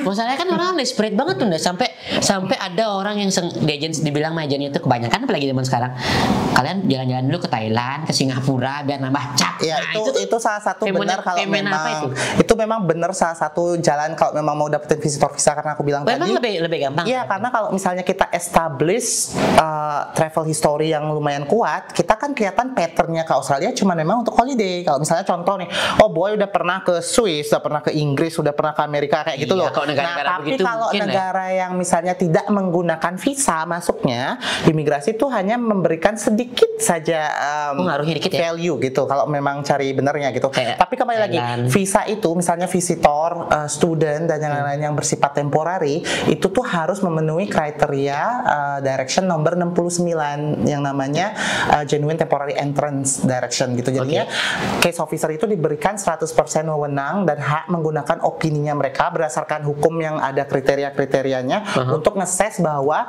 si applicant ini kelihatan genuine bakalan stay di Australia temporarily apa enggak gitu. Nah jadinya tergantung case officer juga, makanya belum tentu nih kamu udah sering banget ke Amerika itu kamu dapatnya case officernya yang kayak baru putus cinta nih, menurut saya nggak yakin gitu. Tapi kamu misalnya nggak pernah kemana-mana tapi dapat case officer yang baru jadian, jadi lagi agak baik hati gitu misalnya, ya udah ke Grand gitu. Itu bahasa kasar ya, ini nggak bener gitu. Cuman itu berarti ya? Nah, iya karena kan bahasa kasarnya itu menggunakan opininya mereka gitu. Tapi ada memang kriteria yang dilihat, misalnya umur, pendidikan, terus habis itu background dari keluarga, background dari ekonomi, keadaan negara. Ada banyak banget saat itu. Ada banyak banget ya filternya. Tapi kan kembali lagi opini mereka mana yang lebih gede, yang maksudnya kamu tuh memenuhi yang ke arah yang bagus apa ke arah yang enggak gitu. Kalau misalnya dari 12 kriteria kamu cuma kena 3, 9 yang enggak, ya bisa di-refuse gitu loh intinya. Tapi tergantung officernya lagi gitu loh. Kalau bahasa kasarnya itu kan di balik layar tuh masih ada migration intake atau kuota gitu loh. Misalnya kalau misalnya migration intake-nya mereka masih banyak dan orang yang apply juga nggak banyak, ya mungkin mereka lebih relax saja gitu loh. Maksudnya oh kurang gini ya udahlah. Tapi kalau misalnya mereka kayak sekarang nih, jumlah orang terlalu banyak, migration intake-nya diperkurangin misalnya 70%, walaupun kita bagus juga bisa kena tendang. Karena apa? Karena mereka hanya punya sekian orang yang bisa dikasih gitu. Nggak bisa ada acuan gimana, nggak bisa. Visa itu tuh bahasa kasarnya ada orang bilang kan ngeplay visa either Tuhan atau orang apa imigrasi yang tahu. Benar, nggak ada. Karena gini, agent nggak bisa ngeyakinin 100% atau menjanjikan karena bukan kita bukan decision maker. Ingat, kita bukan decision maker. Itu udah red flag tuh. Itu udah red flag salah satunya ya, benar. Kalau pasti berangkat. Nah itu to be true itu udah pasti, karena gini, nggak ada yang bisa menjanjikan karena kita bukan decision maker gitu intinya. Kalau kita decision maker misalnya, oke, mungkin kita bisa promising you something. Tapi kalau kita bukan, ya apa yang kita promise, kita bukan orang yang mendesain kamu masuk atau enggak gitu loh bahasa kasarnya. Jadi tolong hati-hati di bagian itu. Kecuali kamu pintar ngeliat nih, kirimkan ilmu hitam ke orang gitu. Ajari saya dulu. Tolong dong ilmu. Bukannya kamu pintar, Nes. Bukan ilmu ngeliat aku pintarnya, ilmu yang lain aku. Itu agak susah di situ. Nah, Ini lagi sekali kita balik lagi ke masalah penipuan, Ines. Itu kan contoh, salah satu kamu bilang tuh contoh paling miris tuh satu. Ada nggak contoh dari damage uang terbesar yang pernah kamu kemarin bantu, atau orang datang ke tempat kamu bilang, habis sekian paling banyak nih, paling wow lah, nggak paling sadis? Ada sampai ratusan juta juga student visa. Nah, emang segitu habisnya kan student visa? Tapi nggak di-applyin. Nah, kalau di-applyin kan beda kasus ya, kalaupun ketolak ya udah. Ini nggak di-applyin anak orang. Jadinya nih datang katanya udah sampai 10 bulan dia bayar itu agent ratusan juta untuk nge-apply anaknya ke Australia gitu ya. Jadinya dia itu udah nge-apply kayak admission ke sekolah, udah bayar gitu. Tapi pada kenyataannya nggak pernah ada yang namanya COE dikeluarkan. Jadinya technically uang itu nggak pernah dibayarkan ke kampusnya. Jadinya insuran nggak di-applyin. Wait. Mending kasih tahu dulu biar nggak bingung COE itu segala macam. Emang apply student nih, apa aja sih step by step? Jadi untuk apply student visa gitu ya, seseorang nih atau applicant nih, yang pertama tuh harus nge-decide dia itu tuh mau ngambil course apa, di mana sekolahnya, harus memenuhi kriteria admission dari sekolah tersebut, misalnya IELTS lah atau apa gitu. Nah udah dipenuhi nih, kita apply dong, isi application form, kirim semua documentationnya. Nanti sekolahan bakalan ngirim yang namanya letter of offer gitu. Letter of offer ini ngasih tahu kita bahwa rincian dari detail sekolah yang akan kita ambil, course yang kita akan ambil. Jadinya namanya misalnya Dewa, nanti tanggal lahirnya segini, nanti bakalan ngambil course ini, misalnya marketing lah. Ya, bachelor marketing, startnya tanggal berapa, enditnya tanggal berapa, durasinya sekian lama, nih tanggal mulai sekolahnya tanggal segini. Terus habis itu harga sekolahnya segini. Nah, semuanya tuh jelas. Nanti kalau kita udah terima term and conditionnya dan kita udah memenuhi segala documentation yang mereka request, nah kita tinggal sign di situ. Nah, kita sign, biasanya kita harus bayar juga nih satu semester pertama dari uang sekolahnya, langsung sama biaya tambahan lainnya, misalnya enrollment fee dan yang lain-lain, kita bayarin nih ke sekolah. Setelah kita bayarin itu nanti bakalan keluar yang namanya confirmation of enrollment atau COE. Nah, COE ini tuh kayak bukti ke imigrasi bahwa kita udah diterima di sekolahnya, kita udah punya one seat gitu. Misalnya sekolah kan punya kuota misalnya dalam satu kelas berapa orang kayak gitu. Nah, kita udah punya satu seat, jadinya imigrasi tuh udah kayak diyakinkan bahwa kita memang bakalan belajar di sekolah itu gitu. Nah, jadinya itu lantasan utama kita untuk nge-apply student visa gitu ya. Nah, kalau kita udah punya COE, kita tuh harus memenuhi kriteria yang lain dulu untuk documentationnya. Jadi misalnya kita harus punya health insurance. Baru semua yang lainnya. Gitu. Ya, misalnya kita harus punya juga bank statement lah, IELTS lah, apa pretelan yang lain-lainnya gitu. Nah, kita bayar lagi kan sisanya ke agent. Habis itu kita bayar visa fee, di lodge itu visa. Nah, setelah di lodge baru kita medical examination. Nah, seperti biasa. Nah, ini anak ini udah bayaran segala macam, tapi nggak pernah dapat apa-apa gitu, nggak dapat update, nggak dapat offer letter, nggak dapat COE sampai sekian bulan. Dan dia juga nggak tahu. Dia nggak tahu, nggak ngerti. Makanya tuh asal percaya juga katanya sama si agent ini. Akhirnya dicari lah agentnya itu, selalu diundur. Iya, kita lagi minta tunggu ya. Ada kantornya tapi itu? Ada kantornya katanya di Bali. Ya, hati-hati juga ya saudara, ada kantornya. Nah, jadinya tuh udah dicari, diundur terus sampai akhirnya tuh ibunya itu kayak kehilangan kesabaran karena hampir setahun gitu loh. At least kalau misalnya dia apply, mana bukti di apply-nya. Kalau memang imigrasi lama ya kita bisa terima karena memang udah ke apply gitu. Ini enggak. Jadinya tuh akhirnya ibu dan anak ini datang ke kantor. Dia bilang, ini kejadiannya kayak gini. Nah, kita tanya dong, Bu, udah dapat offer letter belum? Bisa enggak dapat, saya udah dapat COE, enggak dapat. Nah, akhirnya barulah ketahuan bahwa itu tidak pernah di-apply-in. Dan ini tuh dari mana kamu tahu itu nggak pernah di-apply-in? Agennya akhirnya aku setelah didesak sama ibunya. Kamu ngecek itu dari mana caranya? Enggak, kita nggak bisa ngecek. Kita cuman bilang ke ibunya, Bu, harusnya kalau memang di-apply-in ibu dapat ini acknowledgement, ibu dapat COE, Bu. Nggak dapat kan? Akhirnya ibu ini mendesak si agent ini kalau nggak bakalan dilaporin polisi. Akhirnya ngaku sendiri agentnya nggak pernah di-apply-in. Nah, akhirnya sekarang ibu ini tuh sekarang lagi in situation di mana mereka itu sedang deal-dealan gimana caranya balikin uangnya. Iya. Habis berapa? 120 nggak salah ya waktu itu. Karena kan student visa emang agak mahal kalau dari Indonesia, apalagi kalau kita bayar uang sekolahnya yang sekolah yang lumayan mahal kan emang agak mahal. Tergantung sekolahnya. Ya, tergantung sekolah ya. Karena kita bayar uang semester langsung di depan satu semester lagi, bukan per term, satu semester rata-rata. Terus itu kan harga sekolah di offshore sama onshore beda, bisa lebih mahal offshore. Nah, yang kita juga red flag salah satunya ngasih tahu ibu dan anak ini, kita kita tanya, Bu, ada dimintain IELTS nggak? Enggak. Kalau enggak, misalnya anak ibu ikut placement test nggak atau English course? Enggak. Ibu ngasih bank statement apa segala macam? Enggak. Ibu ngasih payslip apa bukti ibu kerja? Enggak. Ya semuanya enggak, ya gimana gitu loh. Ya itu di plan apa nggak ngerti.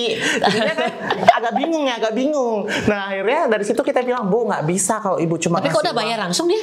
Itulah karena orang terlalu percaya atau misalnya kurangnya literasi dan kurangnya awareness. Berarti ibu ini langsung di depan bayar 120? Iya, langsung 120. Gila. Ya, makanya. Sadis.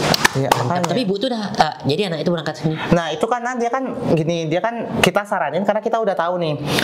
Kita tanya lagi, Bu, memang beneran mau sekolah? Nah ibu, sebenarnya anak saya pengen sekolah tapi mau kerja juga, gimana? Nah kita kan bilang usianya bukan di usia yang the best untuk nge-apply student visa, bukan yang fresh graduate gitu loh. Tahu emang sudah usia kayak gitu paling bagus usia berapa sih? Sebenarnya kalau mau student visa tergantung dari level studi yang diambil. Kalau misalnya kita, aku udah agak berumur nih, aku 25, tapi kalau kita memang selesai S1 25 berumur? Enggak, lumayan lah, bukan 18 lagi boy, gitu loh bahasa kasarnya. 25 berumur, menurut anak kita aja udah berapa? Kita 26 coy. 26. Harus operasi dulu ke Korea. Nah jadinya misalnya nih, kalau umurnya kita misalnya berapa, tapi kita lulusan apa di Indonesia, misalnya S1 nih, kita umur 25, ya mungkin masih make sense gitu ketimbang orang yang baru lulusan SMA tapi umur 25 baru nge-apply student visa. Karena kita harus meyakini nama imigrasi ini dari umur 18 sampai 25 ngapain Ngana? Misalnya kerja. Nah, kalau misalnya kerja, kenapa Ngana nggak sekolah dari zaman kemarin-kemarin? Dan kenapa langsung sekolahnya sekarang langsung ke Australia, nggak di Indonesia aja? Jadi ada banyak sekali poin-poin. Emang nggak masuk akal kalau misalnya kita ngomong, aku pengen kerja dulu, fokus, sekarang baru punya uang segala macam buat kuliah. Emang nggak masuk akal kayak gitu? Ada salah satu di bagian student visa bahwa kita udah financially stable. Oh iya. Jangan lupa. Jangan lupa. Jadinya tuh ada banyak sekali yang harus dipikirin. Jadinya kalau aku bilang tergantung dari level studi yang mau diambil gitu loh. Emang kalau misalnya umur di atas let's say 30-an tuh udah nggak bisa lagi nge-apply visa? Gini, sudah tidak pernah ada imigrasi nggak pernah bilang umur 30 maksimum berapa. Silakan kalau mau nge-apply, tapi kembali lagi genuine temporary entrance bakalan ada in place nanti untuk nge-assess kita. Kalau kita terlalu lama gapnya gitu ya, kita harus jelasin ke imigrasi gap kita apa, make sense nggak menurut imigrasi gitu aja. Sekarang kalau imigrasinya nggak make sense ya nggak masalah, kadang 35. Kalau yang dari Indonesia dari Australia nge-apply, kita pernah yang umur 45, 50 masih dapat student visa gitu dari Australia. Kalau dari Australia. Nah, kalau dari Indo agak susah memang karena kan case officernya memang benar-benar yang teliti gitu loh, yang benar-benar proper sekali gitu loh. Jadinya kalau misalnya umur segitu wajar nggak kalau dia misalnya ngambil vocational level, kenapa nggak ke higher degree? Pokoknya semua pertanyaan itu harus bisa kejawab sebelum lodge gitu loh. Dan yang kedua tuh gini lagi boy, walaupun kita mau nih bantu dan anaknya memang pengen nyoba, kadang sekolahnya yang nggak mau terima. Oh bisa jadi. Misal contoh nih, bisa misalnya kamu emang apa alasannya bukan sekolah itu bagus ya daripada terima enggak juga banyak. Yang harus kalian tahu tuh ada ini tuh nanti jangan susah ya nanti double check ke migration agent lagi yang kayak gini-gini takut tahu nggak sih? Nah jadinya gini, ada yang namanya perlevelan negara, perlevelan sekolah atau institution. Jadinya ada level 1 2 3 1 2 3. Makin banyak aplikan yang di review visanya, makin turun level sekolah itu. Jadi dari sekolah ya jadinya misalnya sekolahannya kalau jarang banget ditolak itu 1, yang mid itu 2, yang worst 3 gitu misalnya. Kalau terlalu banyak yang tolak dia kan ke level 3 nih intinya.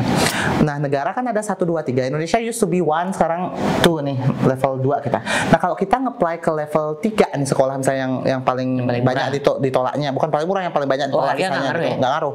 Nah kita itu harus menyediakan dokumen-dokumen yang kita kadang nggak harus ada waktu nge-lodge ketika kita nge-apply ke sekolah level 1 atau 2 kayak gitu loh. Lebih banyak effortnya. Iya, jadinya kan sekolahan jadi lebih dikit punya market jadinya kalau dia di level 3 kayak gitu loh. Makanya mereka jaga supaya nggak ketolak. Makanya kalau mereka agak umurnya udah agak nih bakalan ketolak nih, mereka nggak mau karena mereka nggak mau turun ke level 3 kayak gitu loh. Jadinya gitu. Jadi level 3 itu bukan dipengaruhi semata-mata harga sekolah atau sekolahnya bagus atau enggak gitu loh. Beberapa sekolahan bagus aja level 3 boy. Oh gitu? Karena mereka tuh ya gitu kadang kan bukan salah sekolahnya. Kadang anaknya nih waktu nge-lodge waktu nge-apply sekolahan bagus nih kelihatannya, tapi pada kenyataannya di interview nggak bisa jawab, tolak visanya, atau misalnya dokumennya palsu ya, dari mana sekolahan tahu gitu loh. Nah kan sekolah nggak bisa ya, semua. Jadinya tuh mereka tuh lebih hati-hati aja sekarang kalau misalnya ngambil applicants yang berada dari luar Australia atau dari offshore. Jadi kalau misalnya di atas 30-an tuh apa suggestnya? Memang hidup itu tuh nggak adil kadangnya pemirsa. BHV aja nggak bisa kita. Udah lewat. Makanya aku ngomong 30-an ke atas karena paling susah. Karena paling kalau yang masih make sense tuh WHV sebenarnya. Karena memang kalau memang kalian mau kerja kan WHV ngasih kalian izin kerja gitu full intinya. Time, ya. Dan lebih jelas gitu loh requirement visanya, misalnya yang penting umur segini, pendidikan segini, IELTS-nya segini, tabungan segini, apa segala macamnya. Jadinya tuh lebih relax ngelawan student yang dimana kita harus menyiapkan berkarangan-karangan segala macam. Iya. Jadinya kalau aku bilang WHV is the best option kalau memang mau datang untuk bekerja dan cari pengalaman ke Australia, karena itu juga bisa di-extend ke second year dan third jika kita memenuhi kriteria gitu loh.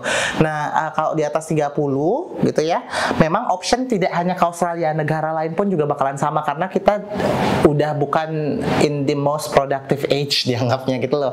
Jadinya orang lagi kerja-kerjanya emang mesti itu, Nes. Enggak juga, 20 something lah, masih bertenaga dan kuat gitu. Nah, apa ya, visa yang ada tuh ada berapa visa sebenarnya, bahwa misalnya kayak company sponsor atau dia mau nge-apply skill visa dari PR itu kan bisa masih umur segitu, cuman kan nggak semua orang eligible. Kalau mau nge-apply student visa ya kita mesti ngelihat lagi circumstance anak ini, karena anak ini dengan anak yang lain mungkin beda gitu loh. Tapi kalau dari Indonesia nih ngomongnya ya palingan kalau mau coba ngambil sekolahan yang agak di higher degree, jadinya entah ke tapi kamu ngambil ya kasus seperti itu? Tergantung, kalau misalnya kita ngelihat kemungkinan besar chance-nya ketolak, kita tuh mesti ngelihat nih anak ini tuh memang beneran nggak apa sih willing untuk ke Australia itu. Pertama willingness-nya nih gimana, atau cuman you know lah, atau kedua dia tuh kita lihat juga nih pendidikannya apa, pengalaman kerjanya apa. Kadang nih walaupun dia misalnya udah lumayan lama nih nggak sekolah, tapi kalau misalnya pengalaman kerjanya juga relevan, jurusan yang dia ambil juga make sense, career pathway dan outcome-nya juga ke Indonesia juga jelas itu, nah kita masih mau ambil karena kalau bahasa kasarnya masih ada chance dia untuk dapetin visanya gitu. Nah yang kita nggak mau ambil adalah orang-orang yang datang cuman oke, saya mau nge-apply visa tapi ini nggak ada, itu nggak ada, ditanya ini nggak tahu, yang kayak gitu loh. Karena chance dia untuk yang paling banyak malah yang begitu marketnya kalau dari Indonesia. Ambil kalau misalnya kamu kan perusahaan nih, kan dapat duit. Kenapa kamu nolak duit? Nggak mau, bukan nolak duit. Makin banyak karena gini, sekolah aja udah nolak pertama, itu yang pertama. Kedua, kalau kita lanjutkan dan kita tahu chance-nya dia bakalan ketolak, kita tuh sama dengan tuh kayak gimana ya, assisting dia untuk gagal gitu loh. Kita jadinya assisting dia untuk gagal gitu. Ngapain kita nerima duitnya dia, terus kita tahu dia bakalan gagal, dia bakalan punya refusal. Tapi dari segi legalitas, Nes, kamu kan nggak nipu, Nes. Memang nggak nipu. Dapat apa nggak, kita nggak peduli. Tapi kan kita kan nggak punya moral gitu loh. Kita kan punya moral yang gimana kalau misalnya kita coba di posisi dia, misalnya duit pas-pasan nih, daripada kita ambil dan kita tahu dia bakalan gagal dan bakalan kehilangan itu duit, dia punya refusal record yang nanti kemana-mana lebih susah lagi nge-apply visanya. Dan yang ketiga yang kita nggak mau, kalau kita punya refusal terlalu banyak under satu company, image kita juga rusak. Oh ngaruh juga. Iya, mungkin nggak di imigrasi atau di mana, tapi misalnya nih temenmu nge-apply lewat aku, ketolak, temennya lagi lewat, ya kan semuanya, jangan apply ke sana, tolak semua. Kayak gitu loh. Jadi kita mesti bukannya milih-milih, cuman kan daripada kita harus jujur aja di awal. Di awal aku malah mau aku bantuin gitu loh, tapi aku pasti tahu warning di awal gitu loh. Ini nih kalau aku play-in kamu visa nih, outcome-nya kemungkinan ini. Jadi aku tuh biasanya kalau sama klien tuh yang nggak ditemuin di agen yang red flag tuh nggak ditemuin. Ya, aku tuh pasti red flag pasti, ini nggak punya apa-apa. Nah, nggak apa-apa, saya bantuin semuanya. Aku tuh yang penting uang dulu kan gitu ya. Enggak. Aku tuh malah kadang tanya nih studentku, aku tuh kadang lupa mintain mereka bayar loh. Masa? Tanya sekarang aja ada 2 orang, aku lupa sumpah. Karena kan lagi rame nih kan. Mereka sampai aku belum bayar uang visa loh. Oh iya ya, apa gitu. Kadang karena kan rame gitu, kadang kita lupa. Cuman intinya gini, technically awal-awal aku masih mau bantuin, dalam artian udah susah tapi aku bantuin ya, tapi nanti kemungkinan besar bakalan ditolak. Pasti ngasih tahu kalau ketolak tuh gini, nanti begini. Kalau mereka tetap mau ya udah gitu. Tapi kalau yang lama-lama kalau begitu terus semua, aku takut. Apalagi dari Indo. Kalau dari sini ya nggak terlalu lah, karena orang udah saling kenal gitu. Kalau yang dari Indo kita benar-benar agak ketat gitu bahasa kasarnya, karena kita nggak mau terlalu banyak ada refusal, karena satu, kasihan orangnya gitu ya. Kedua, bukan cuma dari financial tapi dari record yang mereka punya gitu. Ketika mereka nanti nge-apply visa ke negara lain atau apa, mereka harus disclose tuh apakah pernah di-refuse visanya. Yes, jadi gitu dong, ngejelasin ke imigrasi. Dan itu tuh bukan membawa dampak positif tapi negatif gitu loh. Dan yang ketiga adalah itu membawa image company kurang bagus kalau terlalu banyak refusal. Jadi seolah-olah company-nya yang nggak becus gitu loh. Gitu. Itu bagus banget. Padahal dari imigrasi kamu nggak ngaruh tuh. Saat ini mungkin nggak, tapi maybe one day yes gitu loh. Kalau misalnya kita terlalu banyak ada ngirim applicants yang misalnya yang udah nggak benar atau misalnya providing misleading information atau documentation, seakan-akan kita tuh assisting jadinya dianggap sama imigrasi. Nah mungkin one day it will be in place gitu, tapi belum sampai saat ini kayaknya. Nah, kita ngomong topik yang paling aneh nih, Nes. Ya. Apa itu? Saat ini tadi kebetulan saya lihat tentang orang ngeplay paspor di Bali nih.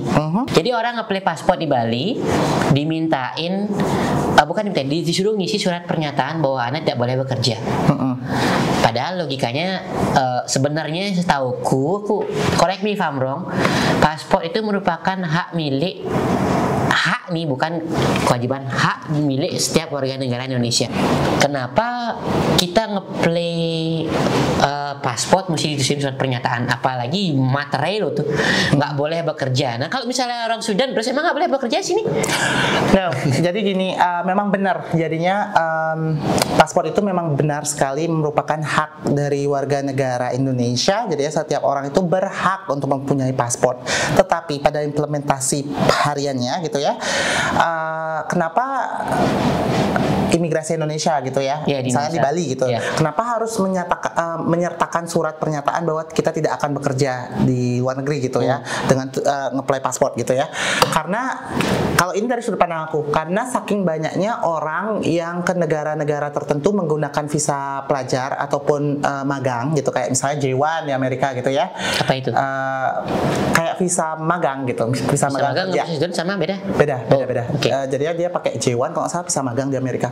Nah banyak sekali orang nggak pulang gitu loh ketika durasi magangnya mereka berakhir gitu loh. Mereka nggak pulang tuh dengan cara jadi lama-lamain ya? Iya, overstay aja gitu. Nah jadinya bayangkan jika jumlah orang yang overstay itu terlalu banyak, gimana kamu sebagai negara gitu loh. Nah jadinya kalau aku bilang ya, itu tuh tujuannya untuk memprotek negara supaya tidak terlalu banyak orang yang overstay, dan yang kedua juga memprotek kitanya sebenarnya. Kenapa kita diprotek? Karena gini, kalau kita memang membuat surat pernyataan itu, jadinya kita tuh kan lebih was-was dan hati-hati jika kita keluar negeri gitu intinya.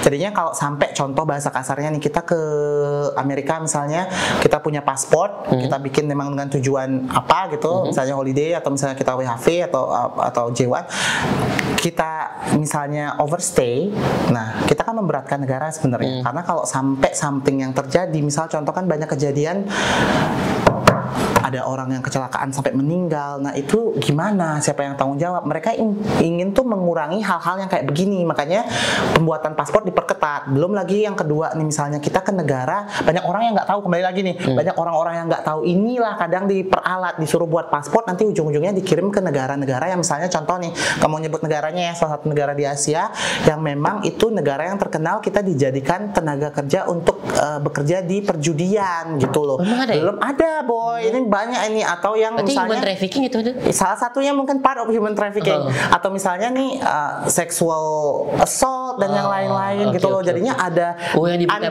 yang underlying isunya tuh banyak sebenarnya, tapi mereka tuh cuman ini tuh procedure dan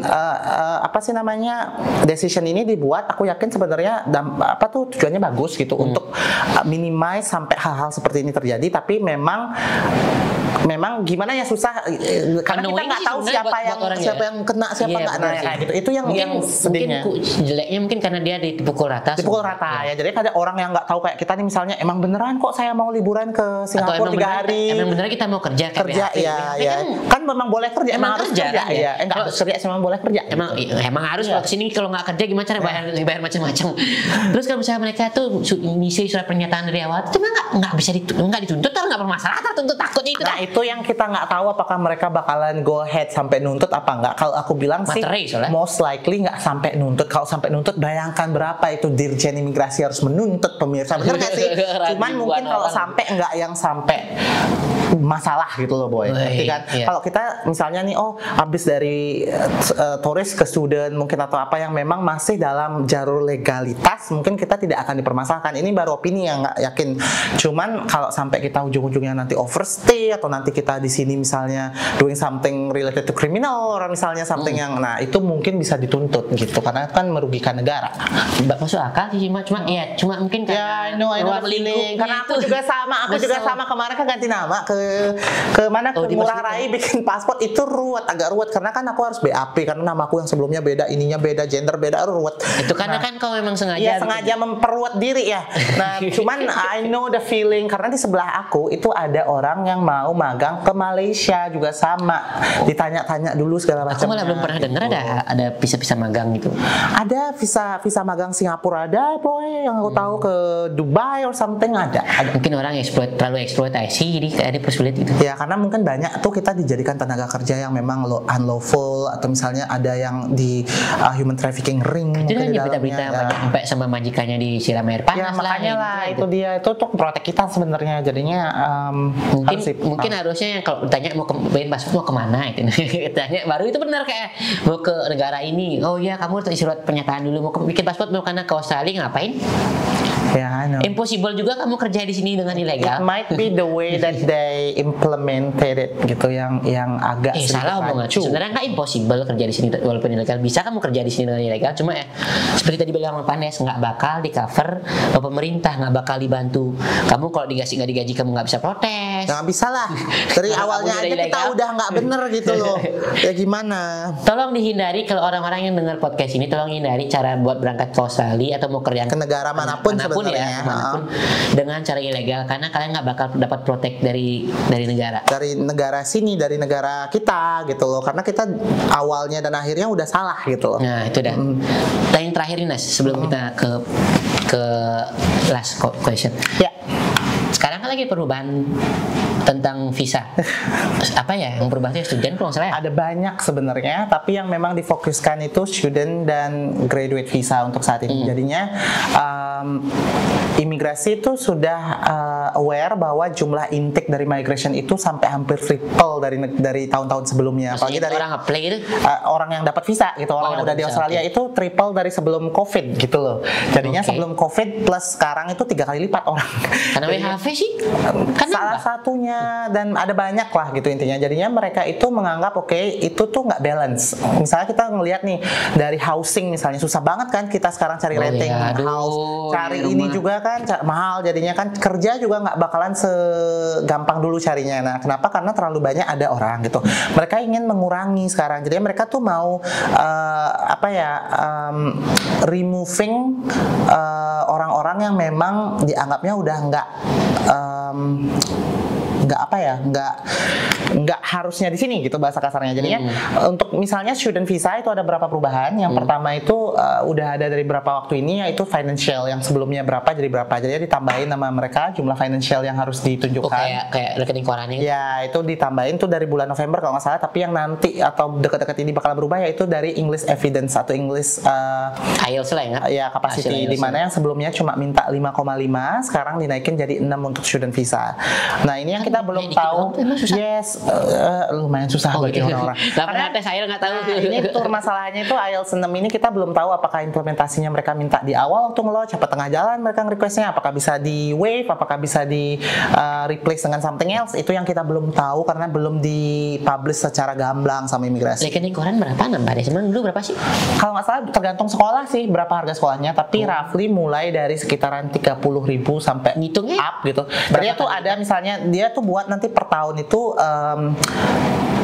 living cost berapa dibuat. Nah, living cost ini yang dinaikin sama imigrasi per Oke, tahunnya. Nah, oke. baru ditambahin nanti harga sekolahnya dia setahun, baru ditambahin harga airfare. Berarti rekening koran itu gantung dari sekolah yang Jadi kita kalau kita breakdown itu sebenarnya rekening koran misalnya harga 20 juta misalnya.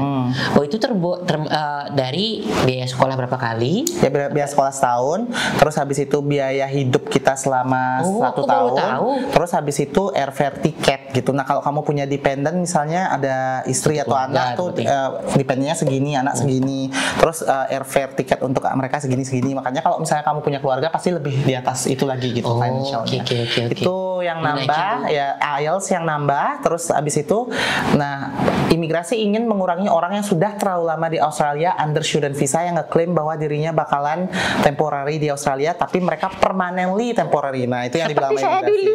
Nah, itu yang bakal dikurangi misalnya dari bisnis ke accounting marketing sampai habis itu GTI. Nah, itu yang bakal Student dikurangi. 1, student 2, student 3. Banyak itu dia. Terus yang nextnya itu adalah bakalan diintroduce yang namanya GST atau genuine student test. Jadinya tuh genuine student test. Jadinya tuh bagi orang yang apply student visa nanti bakalan, ini kita juga belum dapat informasi detailnya. Kemungkinan ada tes tertulis atau mungkin interview dari officer gitu sebelum kita bisa dikasih visa. Itu untuk student visa nantinya. Nah, terus nextnya untuk graduate visa juga ada perubahan di mana yang umurnya 50 bakalan dikurangin jadi 35 maksimum untuk apply graduate visa. Terus graduate visa kan ada yang sampai dapat 5 tahun, sekian tahun di occupation tertentu. 5 tahun doang. Udah, itu mulai dari 1,5 tahun sampai dengan 5 tahunan. Nah, itu bakalan dikurangi jadi up to 2 years doang sekarang nantinya. Terus the nextnya itu IELTS-nya yang sebelumnya 6 dinaikin jadi 6,5, dan IELTS-nya itu hanya berlaku 12 bulan sebelum nge-launch. Jadi kalau dulu kan 3 tahun sebelumnya masih bisa dipakai, sekarang nggak, hanya 1 tahun terakhir, dan dari 6 jadi 6,5. So everything is more complicated. Semakin susah lah ya. Ya, karena jumlah orang terlalu banyak. Jadi ini ways-nya mereka untuk mengurangi problem dari migration gitu loh. Nah, itu cuma dia. berlaku di Sydney apa cuma buat masuk Whole Australia harusnya. Walaupun sebenarnya di tempat-tempat yang selain di Sydney kan mereka masih butuh orang juga sebenarnya. Ya, tapi mungkin jadinya mereka masih butuh orang kan, ini menyangkut ini. Jadinya yang seperti ada di informasi di immigration juga di websitenya dan di press conference-nya, bahwa nanti bakalan diintroduce ada 3 jenis visa baru gitu loh untuk company sponsor. Kalau nggak salah ada yang termasuk apakah kita occupation-nya masuk ke yang core, apakah kita masuk yang essential dan yang lain, gajinya berapa segala macam. Nah, itu yang juga belum dipublish sama mereka. Jadinya mungkin itu lebih mengena gitu loh. Kalau memang diperlukan orang untuk bekerja gitu, nanti mungkin company-nya yang willing untuk sponsor. Mungkin dia baru gitu sedikit buat ngetes. Iya, mungkin ya ngelihat air gitu loh. Lihat nih gimana gitu. Kayak kita kayak seperti di Bali kan ngelempar lu bakal sekian dinaikin harga pajak dan macam-macam. Buat lihat situasi. Kamu nggak? Kalau nggak mau nggak jadi terus kayak gitu kan. Tapi kita nggak mau pun tetap jalan kayaknya kali ini, karena kayak kata kalau nggak salah kan bakal lihat nggak jadi bakal dinaikin 40%. Apanya? Pajak misalnya yang di Indonesia. Yang Indonesia itu kok agak banyak sih kalau kayak begitu ya. Tinggi banget ya. Mereka cuma ngetes situasi dan kondisi. Jadinya kita nggak tahu, tapi kita belajar dari COVID visa yang dihapus sama government itu tuh, mereka memang nggak bilang hapus ya, memang dihapus, dan time frame untuk hilang itu cepat gitu, nggak kayak government yang sebelum-sebelumnya yang ngasih waktu setahun atau 6 bulan. Ini nggak. Pokoknya dari besok kita udah nggak ada kayak gitu loh. Jadinya kalau mereka udah announce ini, kemungkinan besar ini bakalan jadi law dan bakalan diimplement. Kalau aku bilang maybe in couple of days of weeks harusnya sudah. Berarti makin tahun makin susah dong tuh, Nes. Most likely beberapa tahun ke depan. Cepet-cepetin sekarang, please. Gak juga, karena udah di introduce law. Ya, tapi kan belum nambah lagi, ntar tahun depan siapa tahu nambah lagi. Nah, nggak tahu. Nah, jadinya kalau kita nggak bisa prediksi nih. Bisa jadi loh, bisa jadi. Karena mereka tuh kan ngikut market situation. Jadinya kalau misalnya kependudukannya mereka rendah lagi, mereka perlu ya dinaikin gitu. Sekarang lagi di peaknya aja, di peak, terus mereka mau turunin. Nanti kalau misalnya udah rendah dan perlu lagi pasti naik ya. Kalau aku bilang this is not the best timing untuk apply visa ke Australia yang berhubungan dengan misalnya student visa, not the best timing. Kita jadi kalau sampai ada bilang gampang sekali, itu imigrasi ngomong dulu, imigrasi langsung loh, bukan dari saya. Oke, Landes, thank you buat waktunya. Sekarang yang terakhir boleh kasih saran dan pesan dan saran buat para penonton podcast setia kita yang dari diam di Australia sama yang tinggal di Indonesia juga. Oke. Yang tinggal di Indonesia, sarannya adalah lebih berhati-hati, lebih pelajari dan cari informasi yang lebih detail lagi mengenai visa. Jangan terlalu gampang percaya sama oknum-oknum tertentu atau misalnya terlalu gampang untuk diperdaya gitu loh. Pokoknya something good to be true is usually untrue gitu ya. Itu pokoknya yang buat dari Indonesia. Jadi lebih ke hati-hati aja dan lebih lebih aware gitu ya, awareness-nya ditingkatkan. Kalau yang dari Australia, the way that you live yesterday will not be the same as today, gitu intinya. Kenapa gitu? Karena aturan yang dibuat oleh imigrasi ini sekarang bakalan bakalan merajalela. Jadinya kalau kemarin-kemarin malas-malesan sekolah lah, malas bikin tugas lah, terlalu banyak kerja, whatever it is, tinggalkan. Karena imigrasi itu kelihatannya bakalan mengincar segala pihak, mulai dari studentnya, dari sekolahnya. Jadinya kalau bisa nih kalian, bukan kalau bisa ya, harus bisa, kalian tuh harus ngikutin aturan-aturan yang ada dan do your best gitu loh. Life is not easy di sini. Nggak semua orang bisa dapetin bisa jadi milioner dan bisa nikah sama Elon Musk, nggak semua. Jadi do your best. Terus habis itu just follow the regulations dan semua term and conditions yang ada. Ya udah gitu aja sih. Be well. Last. Kalau orang pengen ngeplay visa, terserah mau di sini atau di Bali, atau di, cuma di Bali doang orangnya, di agennya di Indonesia mah di Bali doang kan ya? Ya di Bali aja saat ini. Mereka hubungin kemana ya? Nah kalau di Bali kalau link bakal ada di bawah ya linknya di bawah ya untuk sosial media segala macamnya. Tapi kalau misalnya perlu informasi ataupun mau nge-launch visa dari Indonesia, nih bisa hubungin kantor kita yang ada di Bali. Alamat dan WA-nya ada di bawah ini.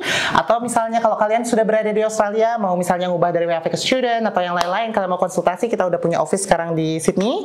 Bisa kontak di nomor di bawah ini ya, di link di sini ya. Thank you so much for today. Thank you for your time, Des. Semoga Thank you. sukses ya. Makasih banyak. See you in the next video, guys. Bye. Ta-da.